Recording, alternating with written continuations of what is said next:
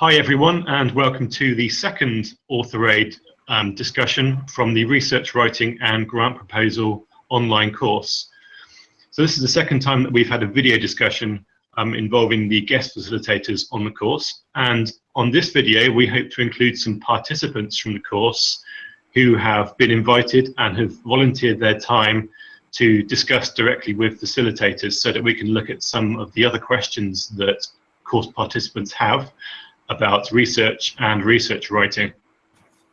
So firstly, let's all introduce ourselves. I'm Andy Nobes. I am Programme Officer at AuthorAID, and I'm based in our Oxford office. Ravi? Hi everyone, I'm Ravi Murugesan. I'm the facilitator for the course. I'm based in Chennai in South India. And Amir? Amir, you're on mute. Hi everyone, I'm Amir Rahman. I'm working as a lecturer at the People's University of Medical and Health Sciences for Women, Nawab Shah, Pakistan, and I'm a guest facilitator at the course. Great. Eukaria, would you like to introduce yourself? Sure. I'm Eukaria Oluchunwaichi. I'm a Nigerian. I teach biochemistry at the University of Port Harcourt. I was at Nottingham as a visiting faculty. Yeah, I also teach science communication as a visiting faculty to many centers in Nigeria and overseas. I'm here. I'm a facilitator on this course, so it's good to be here with all of you. Great, welcome. Richard, would you like to introduce yourself? Yes, hello everyone. My name is Richard Lechijs. I'm here, very happy to be here again as a guest facilitator. In my normal life, I'm a professor of astrophysics at Peking University in China. I'm also an experienced journal editor, and I'm more than happy to answer your questions. Great. And Zainab, would you like to introduce yourself? Hey. Morning, everybody. I'm Zainab Yunus Akaltungo, primarily a plastic surgeon and doing a brief stint as hospital administrator. I'm from northeastern Nigeria. I'm an early career researcher. This is my second time on the course, first time as a facilitator. Great to be here. Great, and welcome. Thank you. Francis, can you hear us? Yes, I can. Ah, great. Would you like to say hello and introduce yourself? Thank you very much. My name is Francis Fabule. I'm from Nigeria, Bado, Nigeria. I'm a dentist, but with special interest in the threat of oral cancer and climate change. Importantly, I'm a young, I want to call myself a young researcher. Happy to be on this course and hoping to learn as much as possible. Thank you very much, everyone. Thank you, and welcome. And finally, Hiba, would you like to introduce yourself? Okay. Hello, everybody. My name is Hiba. I'm from Egypt. I'm working as a professor in music, which is diseases transmission between animals and persons. And I'm a staff member in South University. I would. You broke up slightly there, and you may need to speak slightly louder if possible. Sorry? I didn't hear you very well there. Would you be able to speak slightly louder? Okay. My name is Huda Tayyib.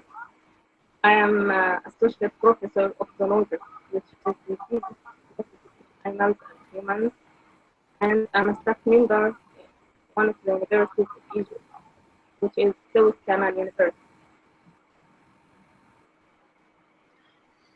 Okay. The sound and video might be broken up slightly. Or maybe internet problem or something like that. Possibly, yeah. But, well, perhaps it's a good time to see if we can get you to ask your first question to us. So you sent a couple of questions on the forum. Would you like to ask your first one? Yeah. The first one is I want to know how to be a reviewer in many books. I used to be a reviewer in one journal, and I find it a good way for learning for me, not only to give some comments to the author. So my question is how to be a reviewer in any journal.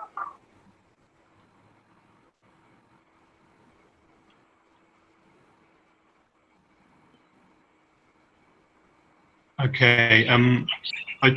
I didn't hear that very well. Did any of you hear that better than me? And others hear me very well? I think question is how to be a reviewer for many or more than one journal. Something like that. So I want to make sure does the other hear me very well, or I have some internet problem. Can the others hear me? You can hear me? We can hear you. It's just that the sound is very broken, so it's quite difficult to hear. Okay.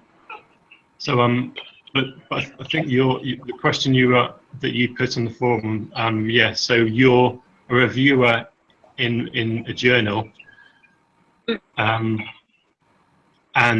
when you read a paper, you put actually when I read a paper, I don't just put my comments, but also I learn and communicate with others scientifically. So could you tell us how to be a reviewer in many journals?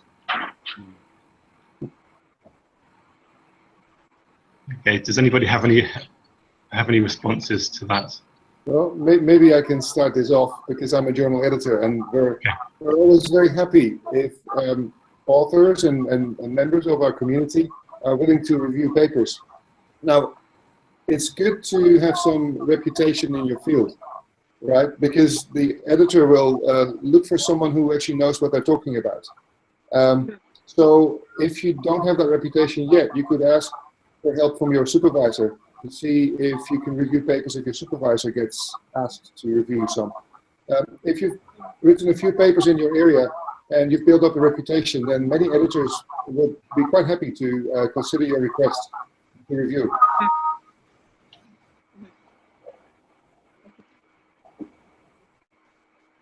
Thank you, Richard.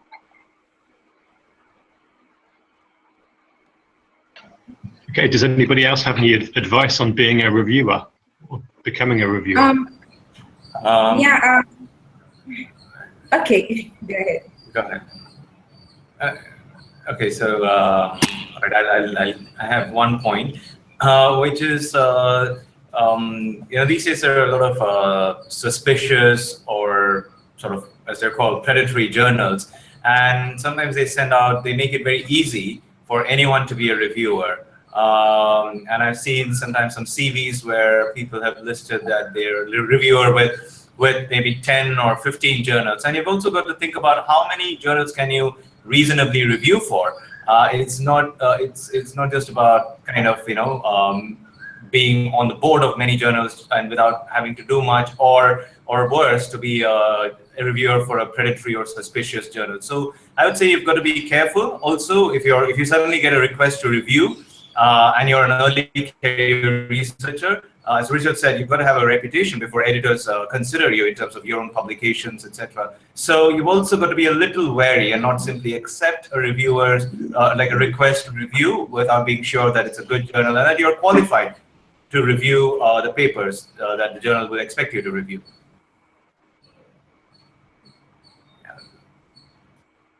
I noticed that most of the editors, when they try to select the reviewers, they used to select the first or the corresponding author more. So what if about some of my publications, I'm not the first or not the corresponding? That's the problem I was talking about.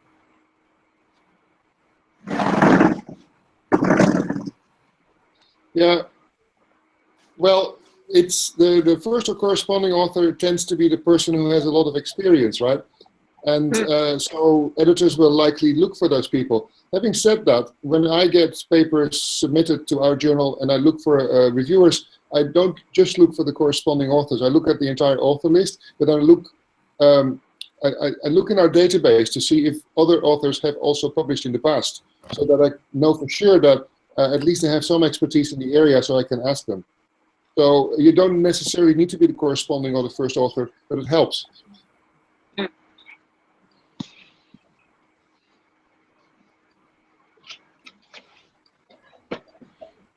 Welcome, Theresia.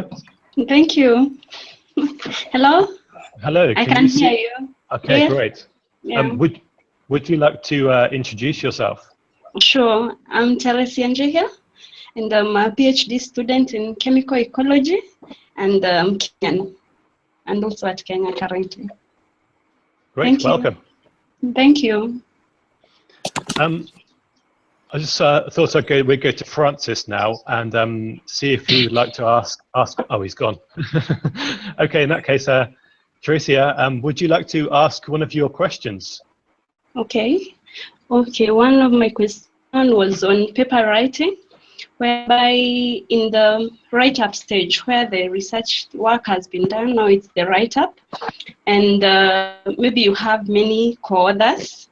And especially maybe for a PhD student, like in my case, maybe you're the first author and you write and share with the other co-authors who are mostly maybe supervisors and mentors for their input.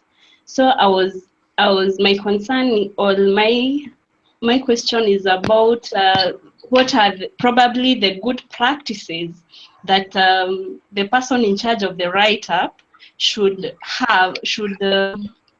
what she should exactly do in order to make sure that all the other authors' contributions are taken into the paper, but also that she also has her own judgment, because some of the advices are contradictory, and also sometimes it's difficult, and there is a time constraint, because as a student maybe you're required to publish several papers before you can be allowed to submit the thesis in the university for your graduation. So there is also the time factor, and also the fact that you're the least experienced among the authors, and therefore they also keep track of exactly what you're doing in the write-up and all that.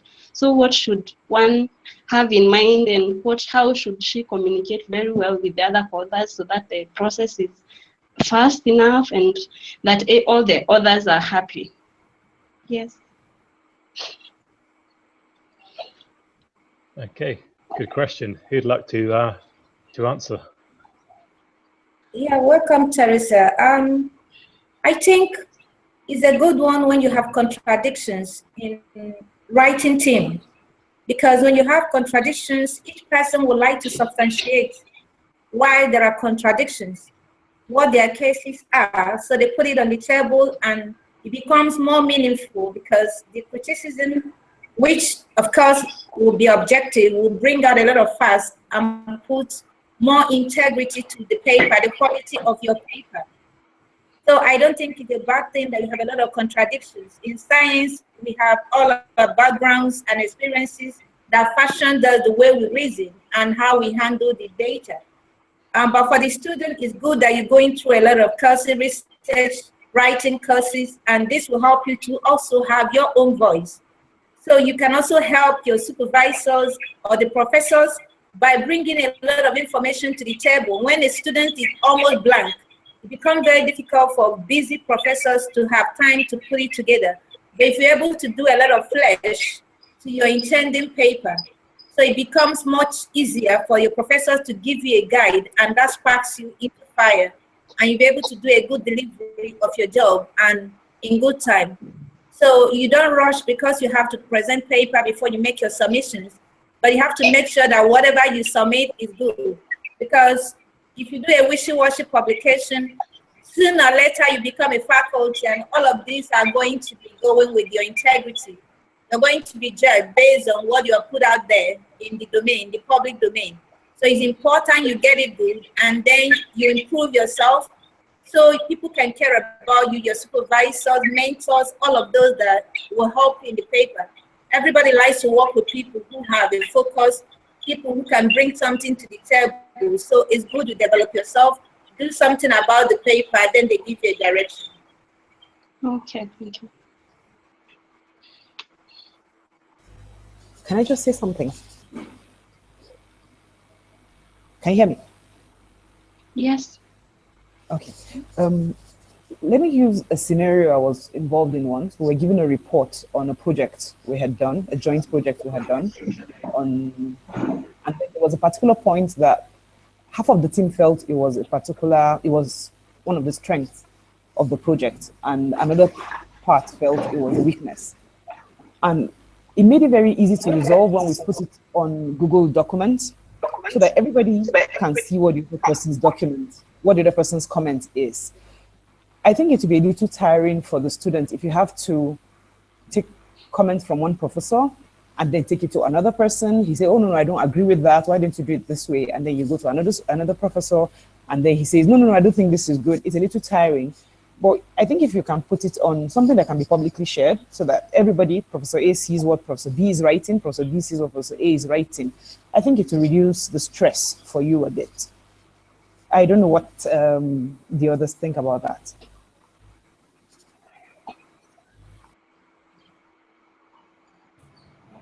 Yeah, I think, thanks, Zainab. That is a good practical suggestion, Google Docs. There are also some other authoring tools that are specifically for scientific authoring, such as Overleaf, Authoria. Maybe some of these links have been shared on the forums, or maybe they're in the lessons. But yeah, Google Docs itself is a good starting point to not just collaborate, but as you say, where everybody's comments are is in one place, so one person doesn't have to be the liaison or have to deal with balancing all the comments. So yeah. And another one, I know you said others, will be Mendeley. You can actually create a group, but it limits the number of people you can put in it if you're using the free version. That's another way, and then it's easy. You can easily add references, remove references if you're doing a scientific paper. Thank you.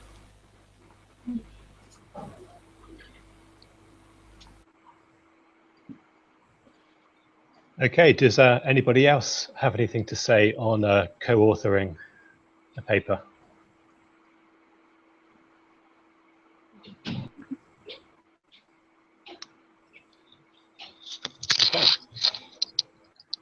So perhaps Francis, can you hear us?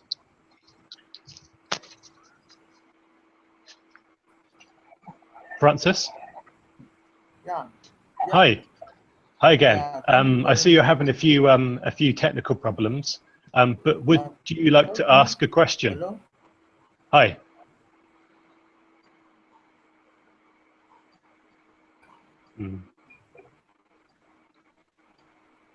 Yes. Hi, Francis. Would you like? Yes. I would love to ask a question. I'm sorry, I'm having some technical difficulties, but I'm happy to be back. Please, can you hear me, please? Yes, we can hear you. Yeah, my first question is about when we talked about ethical approval. I want to find out, are there situations where you don't have an ethical approval for your research? Then second, just to be more precise, if you are doing a questionnaire-based study, where you're just going to be administering the structured questionnaire that be administered, do you really need and you won't be conducting any form of examination, do you really need an ethical approval for that? I don't know if my question is understood. Yes. So I think we could hear you. So I think you're asking when is it not a must to obtain ethical approval for a study, and do you need to obtain ethical approval for questionnaire-based studies if it doesn't entail examination? So would anybody like to comment on that? When do you actually need ethical approval?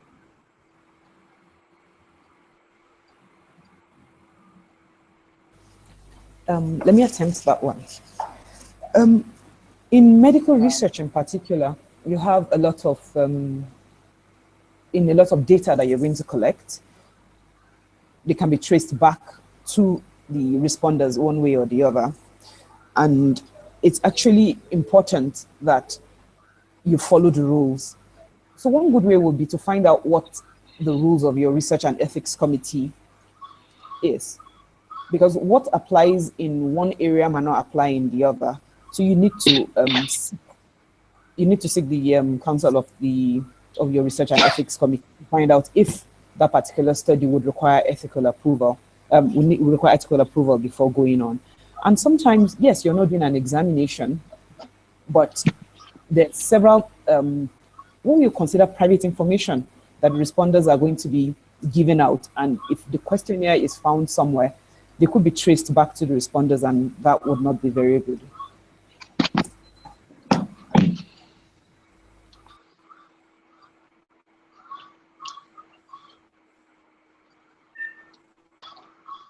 Okay, anybody else like to comment on ethical approval?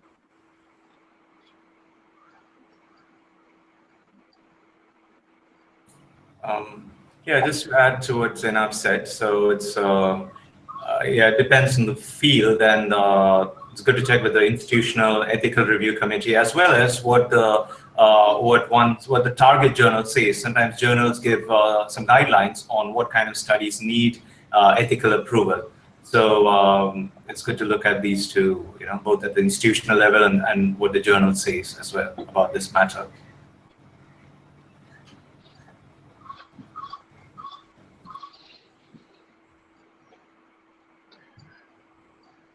Okay, should we move on to another question then? So Hiba, did you have another question that you wanted to ask us? My second question is if I have some data and I want to share it in a conference, then I don't want to publish it in a conference. After that, I want to publish it as a full research paper. So what I can do, what is the data I can introduce in the conference, and should I mention that when I publish the full paper? I want to understand it.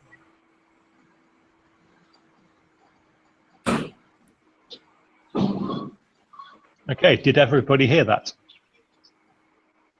No. No, it broke up. Oh,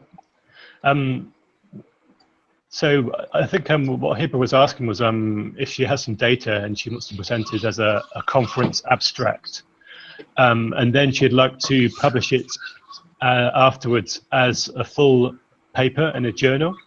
How should she do that? Is that what you were asking? Yeah. Yeah, I think that's not a problem at all.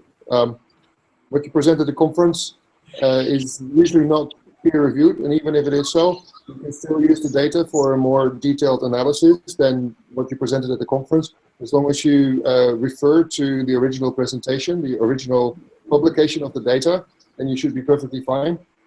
It's not a problem to write a full paper out of the conference proceedings. So what is what is the vice versa occur, where I published already a paper as a full research paper, then I want to share the abstract in the conference? That depends on the field, actually. In my field, it's very often done that you write a paper and then you just go to conferences to present your work, and sometimes you write a summary of the main paper up as a conference paper. That's perfectly fine as long as you refer to the main paper.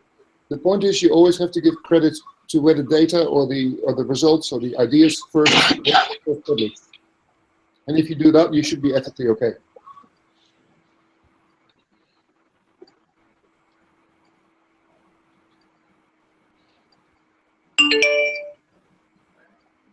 Okay, great. Did anybody else have anything to say on that, on conference abstracts and publishing papers from them? Yeah, if after the presentation at the conference and you're making your full paper and you want to submit that, during the submission process, you may have to declare, if you have any information for the editor, you may have to write that part of this paper has been presented as XYZ conference. So in that way, you may stand safer. Should it be a very big conference where they're giving a DOI number, to your abstract or whatever, so it doesn't constitute plagiarism or self-plagiarism in the process. So you may make a declaration to be safer. So what if the research paper is already published and I want to share the abstract in a conference? Maybe this conference will share the abstract online, but I think this will be considered as plagiarism. Your line is breaking. I didn't get the question clearly. But now I have a full paper which is already published in a journal. Okay. Then I want to share my data as an abstract in a conference. Maybe this conference will put the abstract online. So this data will be in the abstract and will be in the whole journal. Does this considered as a plagiarism?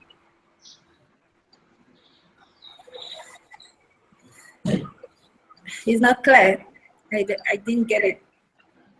I think it's a similar question she asked before, which was if you've already published a paper and then you want to present that paper at a conference.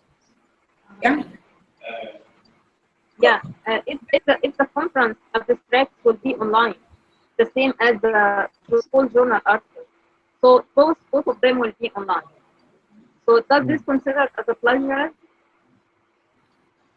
You should not literally copy from your published paper into a conference proceedings or abstract. You should rewrite it in slightly different words to avoid the plagiarism charge. Just change the word. Well, rephrase it. Make it sufficiently different. Yeah, I mean the similar. Yeah. So to be when they are both of them online, so it will be not as plagiarism because they will be different in the present. Yes, and as long as you cite to the first publication, you should be fine. Uh-huh. Can I ask a question about this that is quite related to this? Okay. Yeah, thank you. For example, there was a case report that I wrote at the time with my senior colleague, and then about 2-3 months afterwards, there was going to be a conference, and we'll submit an abstract. Now, while writing that abstract, of course, I already written the case report completed, although not yet published. To write an abstract from it, the senior colleague said the title may not exactly be what we had in the original paper, and I think we also rewrite in order to fit into the number of words that was needed for that was specified. We had to rewrite some words in it. Now, just to be sure, is that okay? Yeah, that's it. Thank you. Okay. Did everybody hear Francis's question there? Oh, some of us did and some of us didn't. Can you summarize it?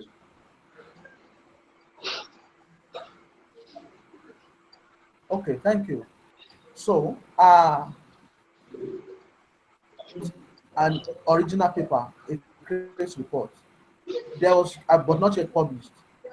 There was going to be a conference and to submit abstract, and I was told that it's not problem to change the title, and also in order to have it compressed to fit for that abstract, I had to reduce the number of words and change some things from it. Is that okay?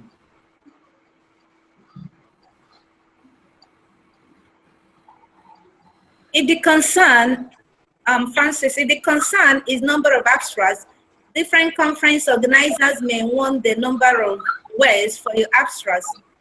And maybe that differs from the journal, your domain, journal of outlet. So you may have to rework your abstract to suit the requirements of the journal, of the conference organizers required. So it's not a problem that you have to reduce the number of words you have in your abstract. You may also write focusing on something different, but even if it's the same focus, so it's very simple, it's your work. what is important that the content of the abstract, which goes from the rationale for the study, from methodology, through the results, through the conclusion, and if there are implications or recommendations arising thereof, that those are represented in the condensed form. So it's not a problem. All right. Thank you very much. Thank you very much. You're welcome. Does anybody else have anything to say on that subject? I have one more same subject, if you allow me. Sure. Yeah. Good. Now I want to find. There was this abstract that was submitted for an international conference. Now, it's a simple one. The name was written Fagule F. Now, but in trying to build my profile on LinkedIn and co, I'm starting to use my full name, which is Omotayo Francis Fagule. Now, while I'm going to write the full paper, is it permitted to use the full name, which is different from, well, not completely different from what I use for the abstract? My point is that I use Fagule F for the abstract. It's been accepted and it's been published Springer Mass Conference. Now, but while I'm going to write the full article, am I allowed to use the full name, which is Omotayo Francis Fagule?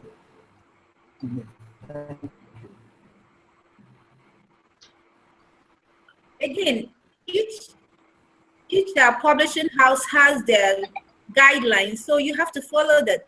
If they want your full name, you have to give them the full name. Is it relevant? Is it material if you have used your full name before?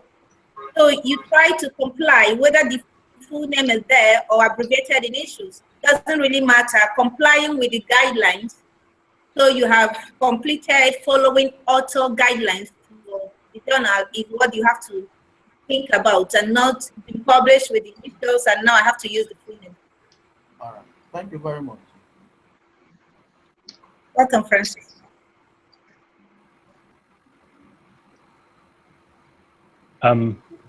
Ravi, should we mention ORCID at this point? Yeah, I was thinking of both ORCID and Google Scholar. So yeah, journals have their own requirements for how authors should write their names, and often it is you've got to shorten your first name, and sometimes you can write it out in full. So there is this, there is one way where well, at least 2 ways where you can have an online profile with all of your publications, regardless of how your name has appeared in those individual publications. There's one called ORCID, and if you're a course participant, you would have seen this in the induction of the course, ORCID. So with this, you can create an online profile and you can link to all your publications that exist. And you can do that even with Google Scholar. You can create a profile and you can claim the publications that are yours. So don't worry about how your name appears in the different papers, because they do tend to appear in different ways. But you have these tools where you can have a list of all of your publications, and they're sort of verified to be yours. Thank you very much. So Andy has stepped away for a little bit. Do we have any questions? Teresia, I think you've got... Yes, sure. I have 2 more questions. One is on paper writing, and after the submission, you find that most online journals, they specify the time they take for the review and get back to the authors if the paper has been accepted or whatever the decision has been made. But you find that there are some other journals, still good journals, but in their website, it's not very clear how long the review process takes, and sometimes it can go up to 3 months, 4 months. So what is the required time to get back to the editor, maybe, to find out if the paper, if there is any progress with the review process? And then the second, okay, can I proceed? Yeah, you answer first. Okay. Yeah. Or yeah, okay, you can ask your second question also. Okay, the second question is on a different topic, is on grant proposals. And this one, I wanted to ask, like, for instance, if you write a grant proposal as maybe a team of like 4 people and maybe from different institutions, and then, but after submission, it's rejected.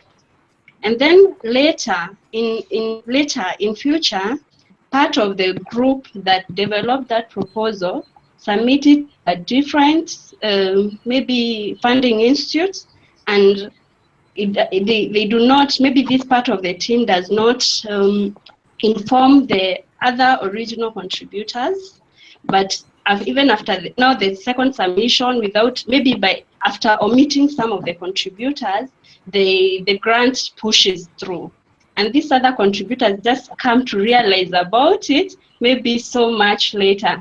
So my question is, what can one do to avoid such a thing from happening to them? And if it happens, what should one do? Thank you.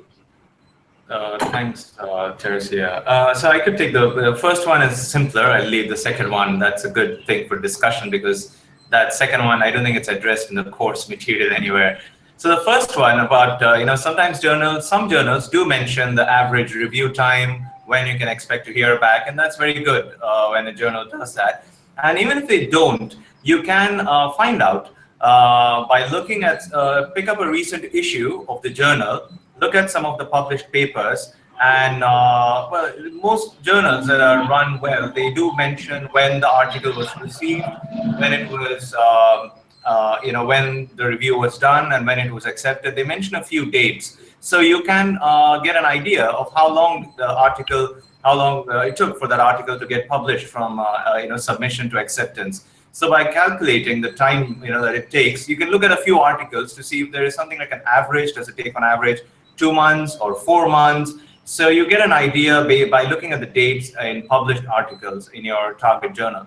I'll say something about that, Ravi. Yeah. Because I have experience as an editor. That time span is actually dominated by how long people take to revise their papers. It does not depend on the referees. Yeah. At least that's what we found out in our journal. All right. I'm not sure. I know some friends who have submitted, and it took like 3 months before they were first contacted since their first submission. Sometimes it's not the mistake of the authors, the writer. Yeah. No. What I said is the dates that Ravi was talking about, submitted to accepted. Often there are 2 or 3 rounds of revision before it gets accepted. And the reviewers may take initially maybe a month or so, and then the authors might take 2 months to revise. And that's included in that time span. So the dates are not always straightforwardly interpreted. You cannot easily interpret them. Okay, I've understood. So the second question, do you have anything more to add, Richard? Yeah. Well, I can actually say a few things about the peer review process. The journal tells you that normally they request referees to get back with the first report within 4 weeks. That's what we do. Sometimes inexperienced authors write an email the day after the 4-week time period is over, from the moment they have submitted their paper until 4 weeks. Right? Now, the problem is, you submit a paper, it goes to the journal, it takes a day or two to be assigned to one of the editors. Then the editor has to find a reviewer or more than one reviewer. That may take 1 or 2 weeks. Then the reviewer will be given 4 weeks, and usually they're about a week late. So don't start asking questions until at least 2 months have passed. So that's kind of the lag you have to build into your timeline.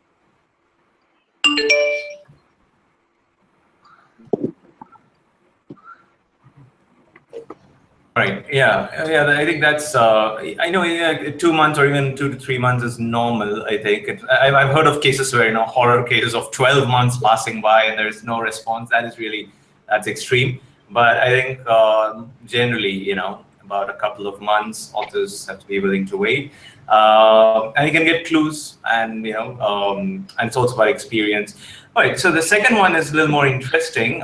It's a difficult scenario where Andy, you weren't. I think you joined midway in between, so I don't know if you got all of that.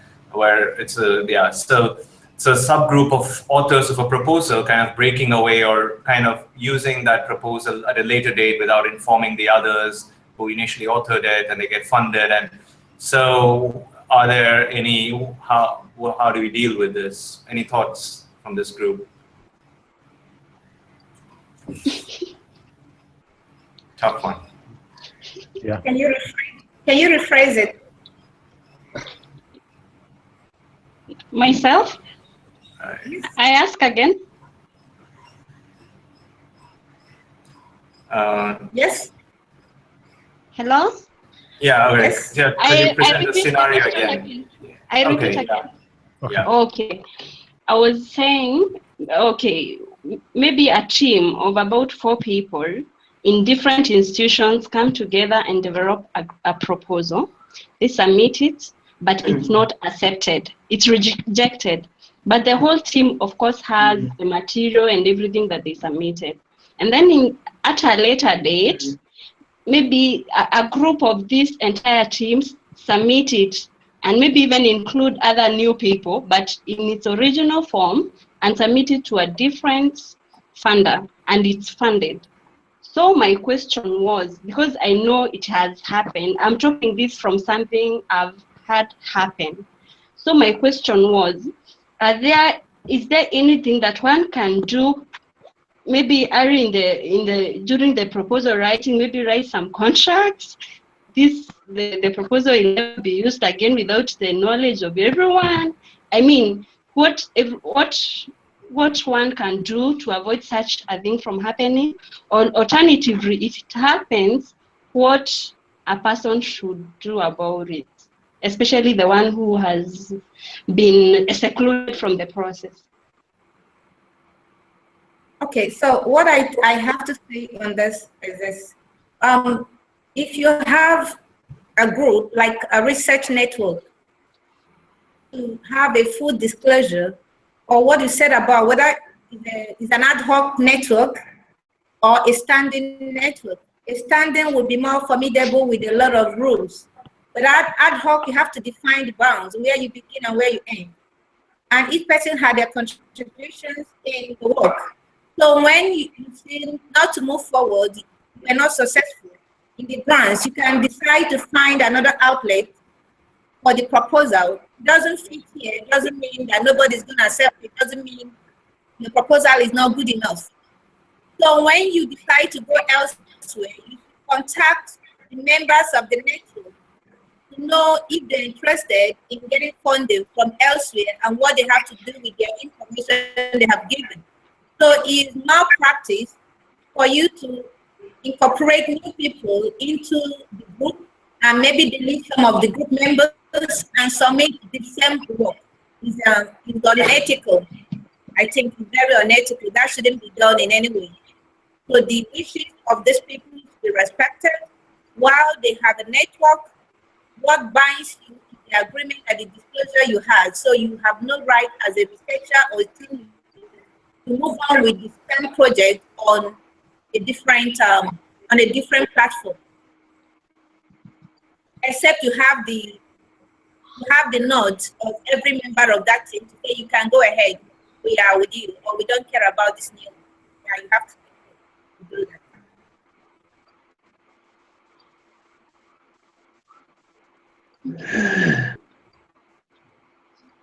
Okay. Would anyone else like to address this issue, this dilemma? I think Eukaria was trying to shy away from using the word plagiarism. The scenario she's painted for me is a lot. Several infringements have occurred in that scenario. One, it's like you've put an article together and then it was rejected, and then you got published and you had removed some authors and put in new authors. Those new authors qualify as gift authors because they didn't work on that thing. If it's happened to you, what I would suggest is you speak with the group you worked with who submitted the work without you, and if you can reach an amicable agreement such that they can write to the grant funders to clarify the situation, that if you want to be included in it, and then if they agree, fine. But if they don't agree, that's the group you worked with, they don't agree to write to the funders, you can write to the funders, and honestly, it can be grounds for the grants being withdrawn. Yes, because it was entirely somebody else's idea, and it was theft of intellectual property. Thank you. Okay, thank you.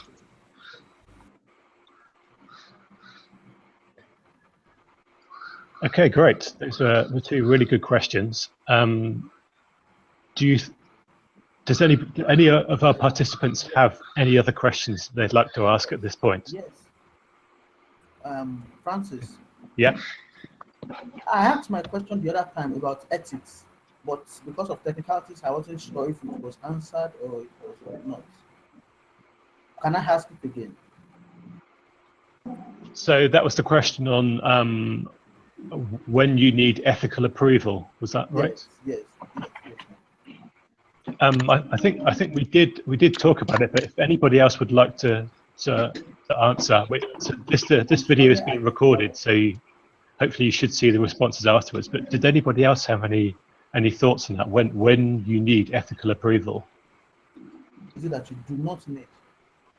Yeah, when do you not need ethical approval?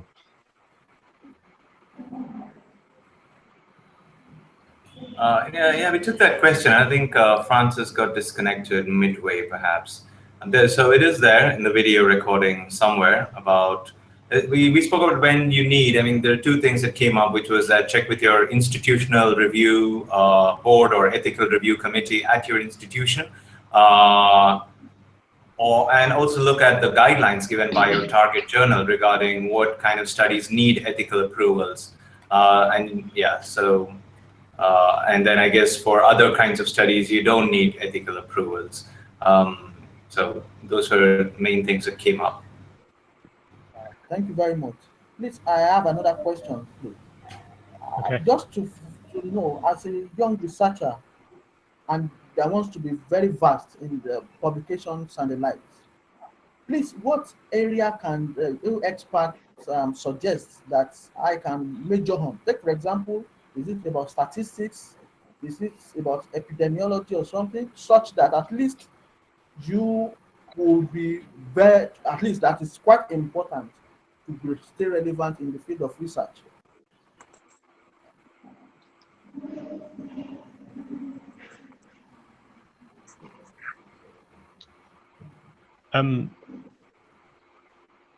Did everybody hear that question? I didn't hear. Okay. Would anybody like to answer that, or do you need it rephrased at all?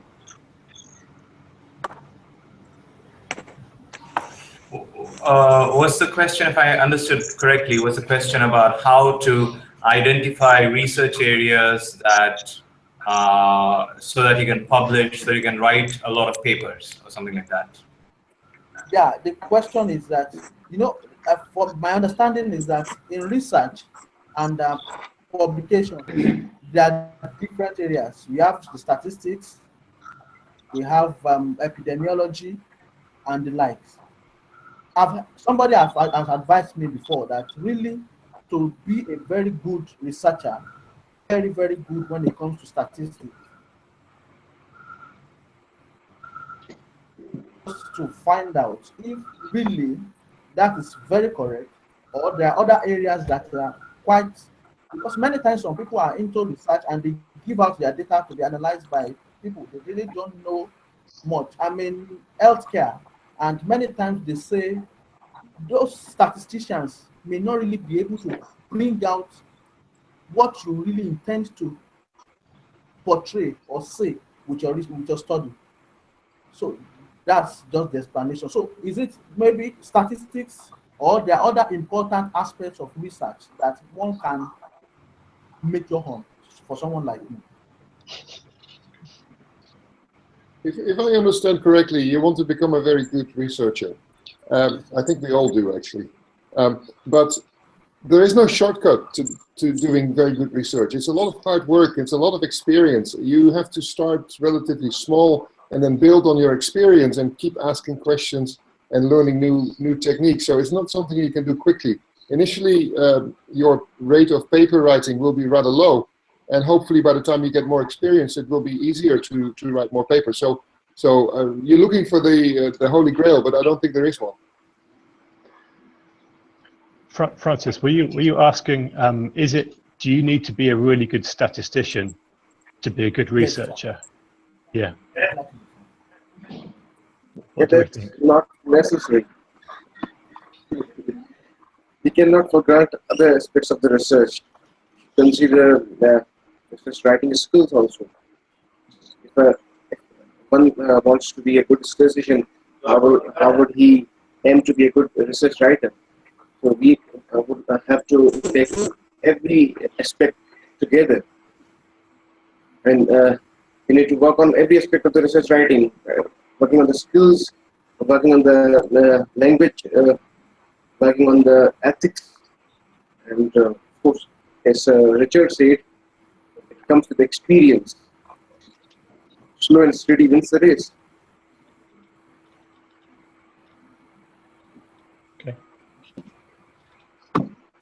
I want to make a comment on the last. I think sometimes. Go, Aman. Go. Thank you very much. Hi, Francis. Yeah.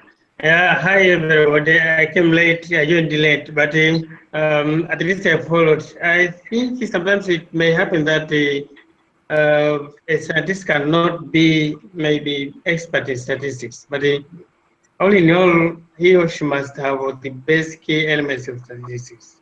And then I can complement what he or she doesn't have by working in a team.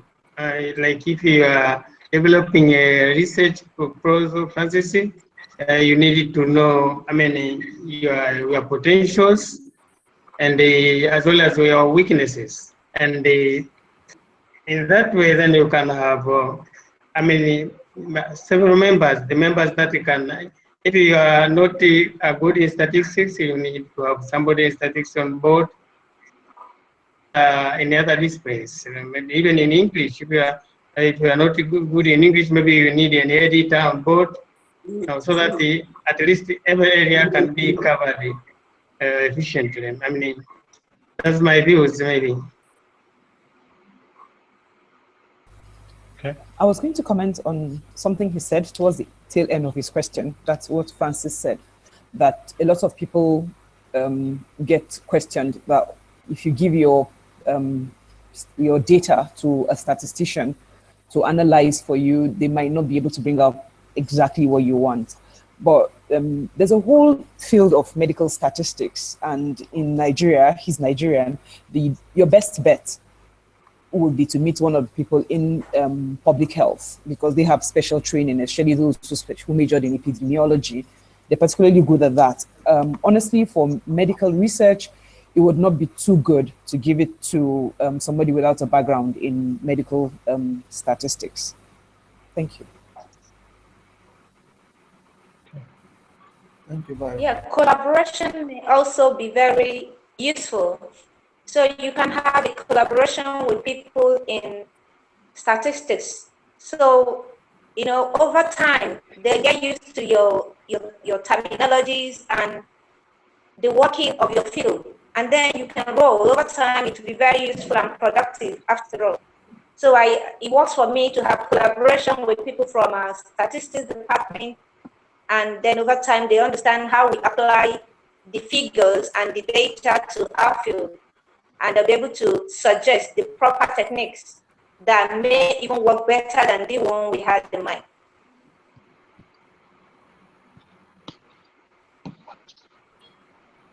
Okay, some good responses, I think, to that question. Okay. Thank you very much, Superior. I think we've probably got time for another question. as we started slightly late. Does anybody here have any other questions that they think we could answer? Okay. I always have questions. Okay. Teresa? Yes. Okay, I have a question related to Heba's queries about writing an abstract for a conference. Okay, about using the same data that is in a publication to present at a conference and vice versa. Maybe starting with a conference and then later writing in a paper form. So my question is about if in case one has not published but hopes to publish maybe sometimes later, while preparing for a conference, how much should one diverge in that abstract? Because sometimes people say that if you diverge too much, it's possible that another person may actually write your paper or the experiments very fast because it's reading and publish before you can put up your paper together. So how should one go about it?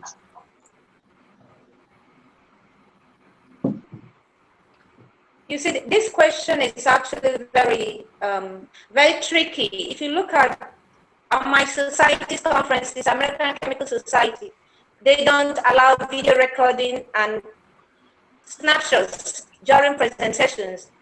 This is arising because of similar cases.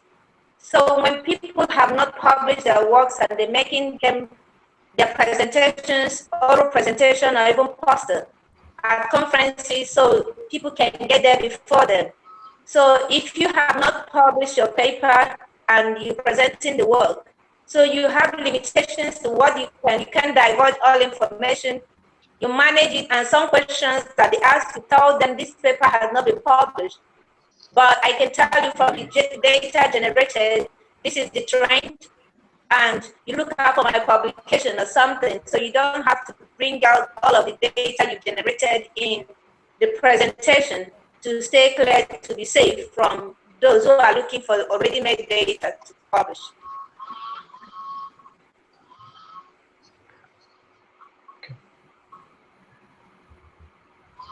Okay, does anybody else have a response to that question? How much should you divulge in a conference presentation if you're worried about people stealing your ideas? Yeah, maybe I don't have. Yeah, Amon, go ahead. Go ahead. Yeah, maybe I don't have specific answers to what has been asked, but I think we must understand, first of all, the purpose of conferences.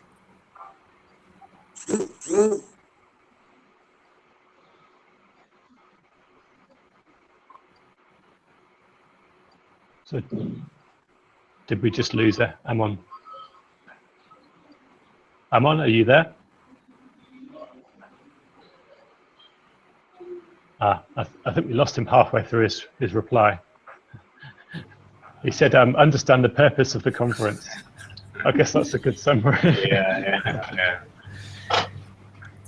I think maybe just you can even complete if I understood it right. So conferences typically, it's for, it depends on the field. In some fields it is really for presenting complete works and the proceedings are very formal. In some other fields it's more to present preliminary information from your research. So so if you're really concerned about theft or like others taking your ideas and really I'm not sure. I think it's going to be very hard in some research projects for someone to hear a presentation and complete what you've done. There is a certain background, there is a context. But yeah, if you're really concerned, I would say focus on the journal paper and use the conference to present preliminary findings, preliminary information. So that's typically, I think, how it's done. I'm on your back. Did you want to say something more about it? No, actually, I finished in my comments. Okay. All right. Okay, Heba, were you going to say something? I have some other things about the discussion form. It will be available to so I can read it when I have more time. I'm not sure we can hear you. Oh, you can hear me? Not very clearly. Could you try once more? I'm asking about the discussion form will be available up to the end of the course. Oh, okay. Because yes. a lot Yes. of topics. I want to come back to it. Yes, the discussion forum will be available after the course, won't it, Ravi? I think we're going to keep it open for how long? And for how long? Well, what we at the end of the course, we'll post a message about this near the end of the course with more information. But for now, you can, it's all going to be available on the forums, the course materials. But we won't be moderating the forums after the end of the course. But we'll post. Andy will post a message near the end of the course with more information. Okay. One very quick final question that Francis has asked, I think, is can anybody recommend textbooks or write-ups that can help improve the paper writing skills of an early career researcher? So does anybody have any quick tips on how you can improve your paper writing skills? I answered it. There are two things that are important. One is reading and second is writing. So you should read as many as papers you can. Reading improves your writing skills. Personally, don't speak English. We are non-Anglo-Saxons in Pakistan. So I have been practicing by writing and by reading papers. So that's the way we improve our writing skills. And secondly, just go to Google Scholar, type in writing a research paper, and you'll find multiple resources that may be helpful. There are multiple papers, multiple books even available that can be downloaded and can be used later. Thank you very much. Okay. Any other quick tips? Thank you very much. Yes. I think if you haven't joined the main AuthorAID group, it would be very nice to join and sign up as a mentee, so you can get a mentor who will mentor you. And also, there are a lot of free online courses on writing research papers. You benefit. Most of them are free, and that will help a lot. Thank you. Okay, great. So, sorry. Thank you so much, Zainab. Okay, so I think at this stage, as time is getting on, we'll hand over to Ravi to do his summary of the discussion. Is that okay, Ravi? Yeah. Sorry, before we go, I have something to say. Okay. There's a question they posted. I don't think we treated it. I think someone asked a question.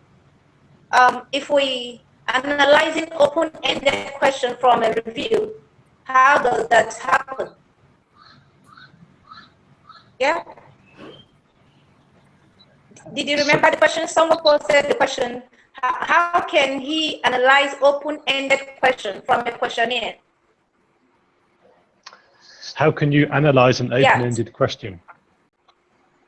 Yes, an open-ended question from a questionnaire. An open-ended question. Yeah. Yeah, so I would like to provide a suggestion to this person. The person can review the feedback provided from the respondents and make sure he group them sufficiently into manageable data sets. And then he can make grids on Excel spreadsheets. You can hear me? Can you hear me? We can't hear you very well, Yukari. You're breaking up slightly.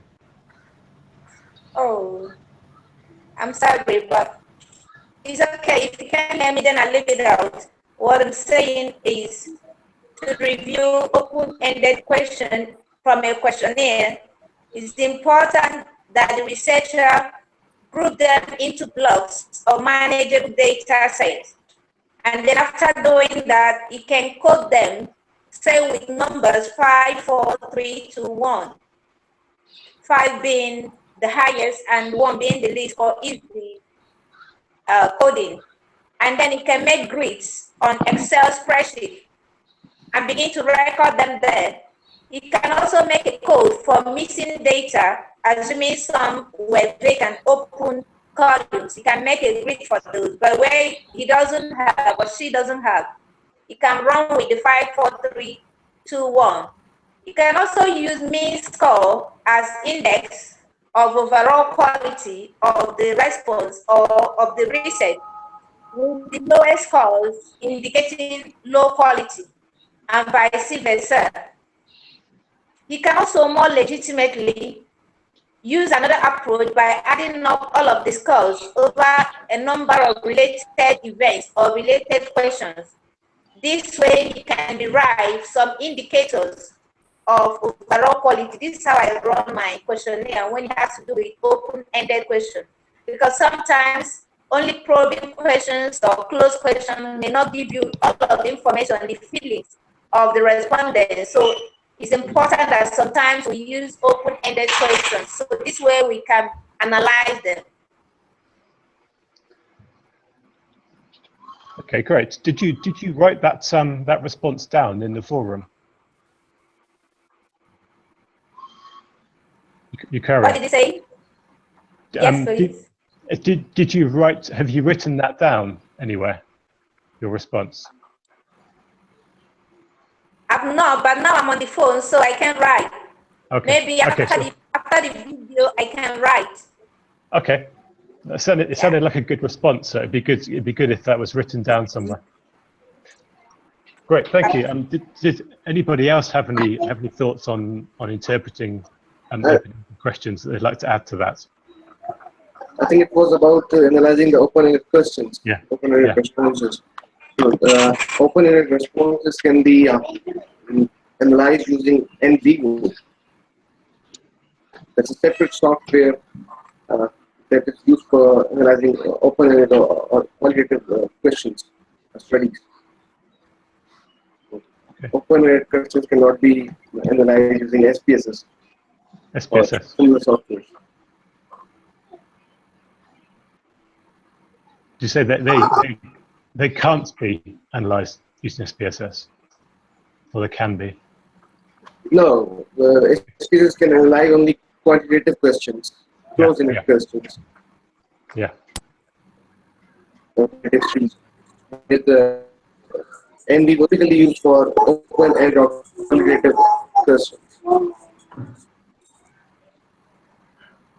Answers in the form of sentences or paragraphs.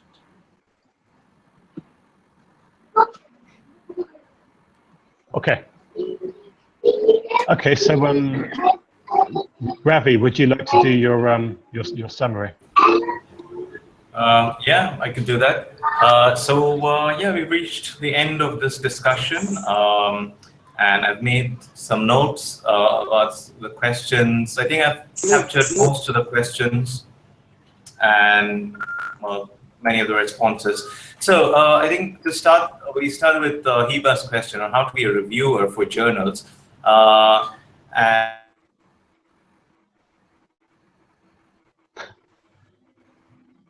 oh, we've lost Ravi.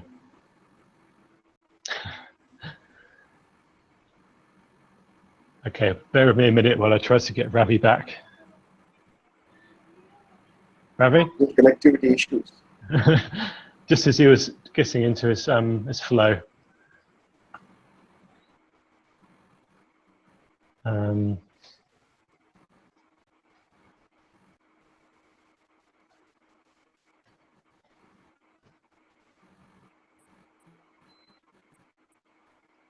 Okay, let me see if I can reconnect Ravi.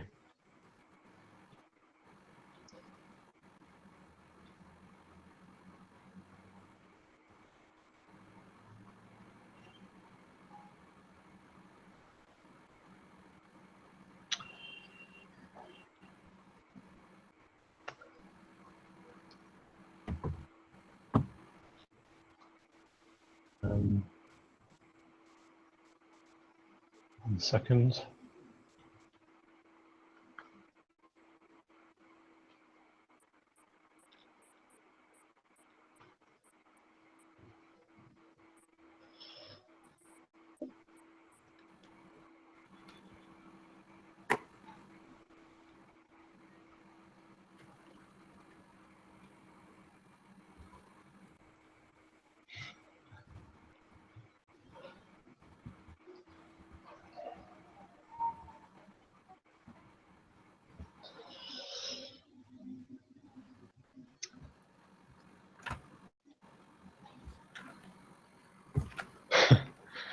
Whilst we're waiting for Ravi to rejoin, for the course participants, how have you found the course so far? Well, if I may answer, I must say that the course has been very, very useful for me. It's in so many different ways. But before now, I get so many difficulties and the likes, so many things I want to learn at the same time. But at least the course has gradually built this the art of research and writing. It has helped me in that regard. Then apart from that, the discussion. Times I got into it and I saw people post very useful information. People post things about the analysis, SPSS, and Zotero, things like that that could have been very useful mentally and cool, the free ones. And I think generally it's been very good, and it's going to serve as a very good background for me in developing a career in research. Thank you very much. Thank you.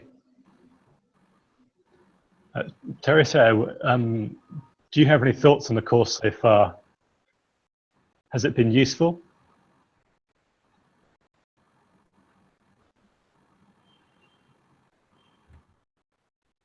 Oh, you're on mute.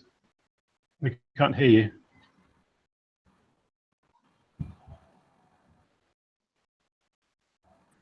Hello?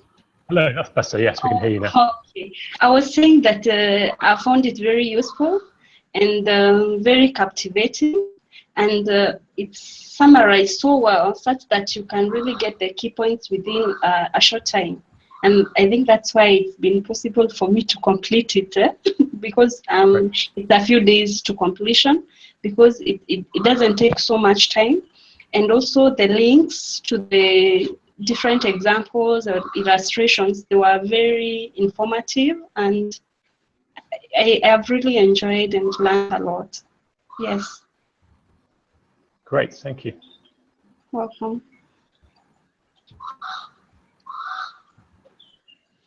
We have Ravi back again. Yeah, sorry, I don't know what happened. Suddenly it got disconnected. All right. Okay. So I know Andy will be editing all this eventually. So, all right, so let me do the summary. So there's this question from Heba on how to be a reviewer for journals, and Richard said it's important to have a reputation in your field.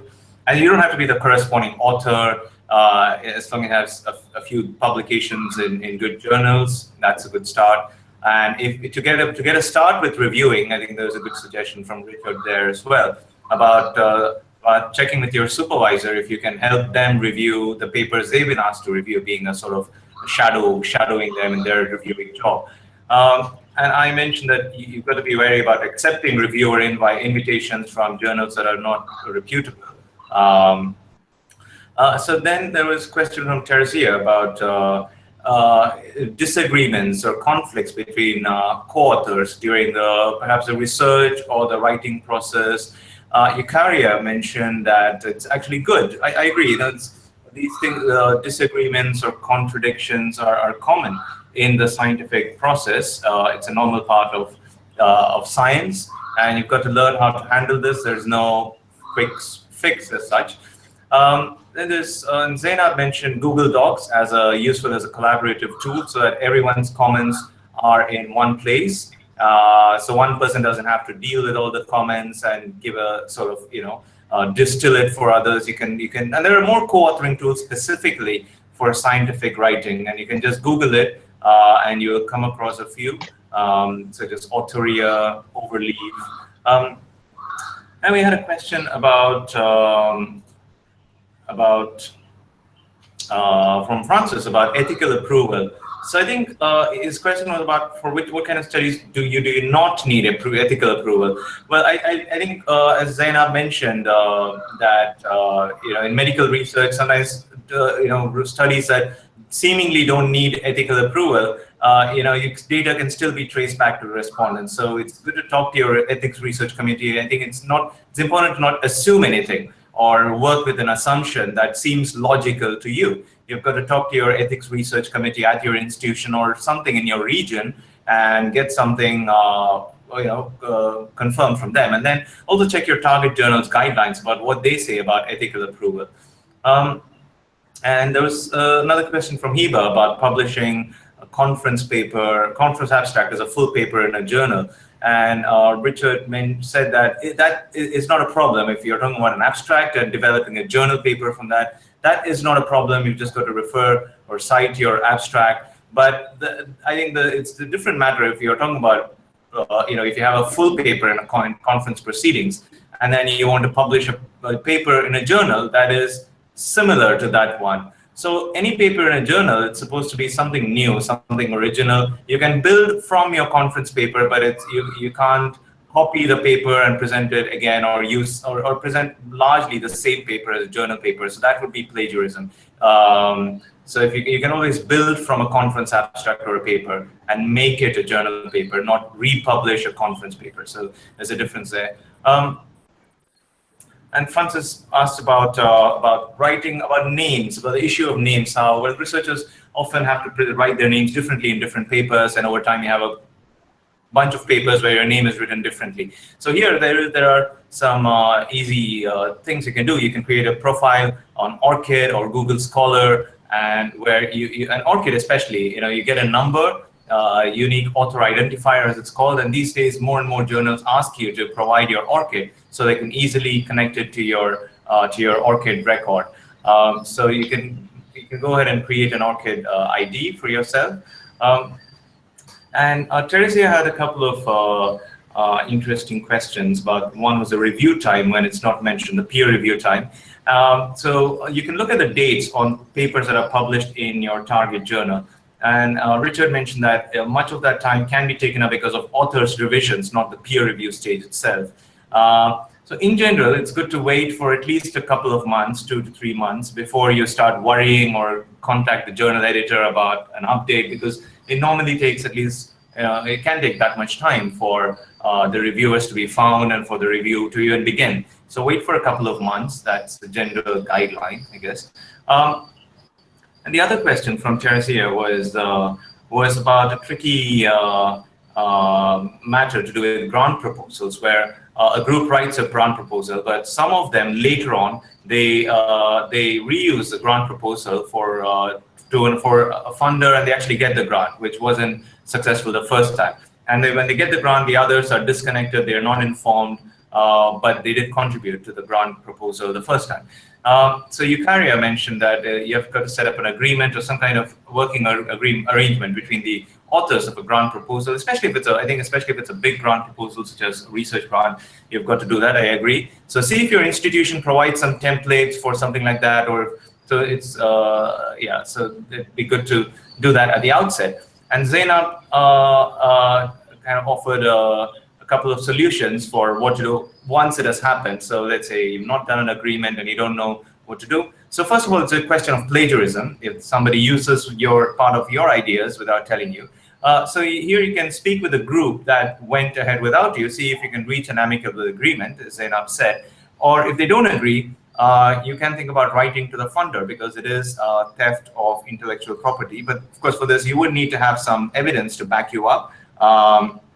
So yeah, you could, if you're really sure that what has happened is really wrong, you could write to the funder and see what can be done. All right. So then there was a question from Francis about how to become a very good researcher, and I think his point was, do you need to be an expert at statistics, because there's a lot of statistics, especially in medical research. Richard mentioned there's no shortcut of course. There's no, so it's not about picking up or mastering one particular domain. It takes time. Amir said that statistics, it's not about just being a statistics expert. There are other aspects of research, as research writing, crafting a paper. And Amon said research is a team effort. It's about many roles. It's not, statistics is perhaps one role. And if you're concerned about recruiting a statistician who doesn't have the context for your research, then as Zainab said, there is medical statistics. Try to work with a medical statistician for your project instead of a general statistician who might not have the context for medical research. So there are some good tips over there. And Teresia had another question about how much to present in a conference presentation, how much to divulge, as she said, in a conference paper or presentation, to avoid disclosing too much. So I think, yeah, if Eukaria, I guess she has some experience with some conferences where they don't allow recording. You can't take videos or take photos of a presentation. So that's good if conferences provide a certain privacy. Amon said, to understand the purpose of the conference, which I think meant that conferences are typically for presenting preliminary results. It's not really for presenting a complete research project, unless there are some fields of research where conferences are often the primary venues for presenting new work. So, if such as computer science is one such field. So you've got to think about what is the purpose of the conference, and it's about presenting a summary or preliminary stuff from your research. And Francis had a question about improving paper writing skills. It was a broad question. But I like Amir's response where he said reading and writing, which I totally agree with. Becoming a good writer is not about one thing, or it's about just becoming a good reader and a good writer, taking real interest in the reading and writing that you do. There are lots of free resources on Google Scholar. You can come across lots of good PDF, freely downloadable ones, and there are also a lot of good books which you can buy for you. You can ask your library to buy. And yeah, so there's a lot of resources. There's no dearth of resources, but it's about putting in the time. And Zainab had a good suggestion about joining AuthorAID as a mentee. There's a mentoring scheme that we have. And also there are free online courses available which you can take. And apart from the AuthorAID course, there are other courses that you can take.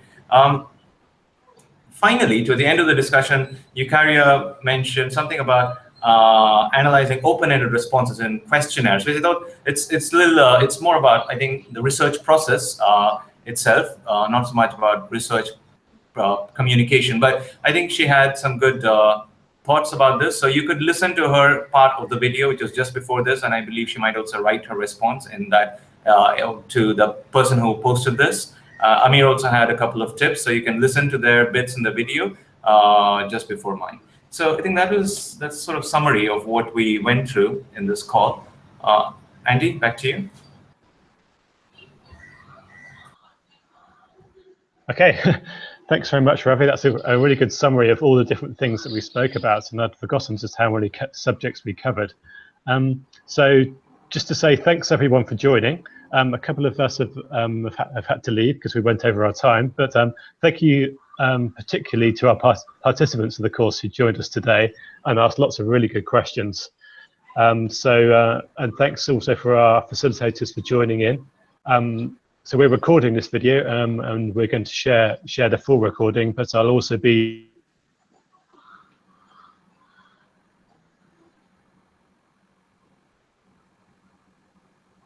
Okay. Well, Andy? I lost my connection right at the end. So yeah, we're going to be recording this video. We'll share the full link and we'll also break it down into individual questions to share with everybody. So for now, I guess just to say thanks very much for joining, and I'll speak to you all again soon. All right. Thank you, everyone. Okay, thank you, everyone. Bye.